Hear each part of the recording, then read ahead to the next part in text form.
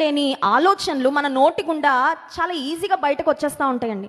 అలాంటప్పుడు నియంత్రించుకోవడం చాలా లోపల మన దేహం ఏమంటూ ఉంటుంది, మాట్లాడి ఏమవుతుంది, నీకు రిలీఫ్ అయిపోతుంది కదా కదా. నీకు లోపల చాలా కోపం ఉంటే నువ్వు తిట్టేయి, నువ్వు అరిచేయి, లేకపోతే నువ్వు నిందించేయి, నువ్వు దూషించేయి, నీ మనసులోకి ఏమొస్తే అది పలికేయి.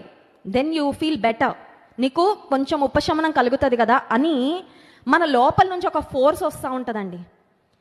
దేవుడు మనం ఏం చెప్తున్నారో గమనిస్తున్నారు, ఏమి చెప్పకూడదో అది చెప్పకుండా ఉండడం కూడా దేవుడు గమనించి దాని గురించి కూడా ఆయన ప్రతిఫలం ఇచ్చే దేవుడు. ఒక్కసారి స్తోత్రం చెప్దామండి. అంటే అర్థమవుతుందా?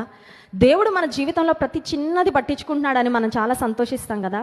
మన నోటి నుండి వచ్చే మాటలు పట్టించుకుంటున్నాడు, మన నోటిని ఎంత బాగా నియంత్రించుకుంటున్నామో కూడా అది కూడా పట్టించుకుంటున్నాడు. ఎందుకంటే నోటి మాటలను నియంత్రించుకోవడం అంత సులభము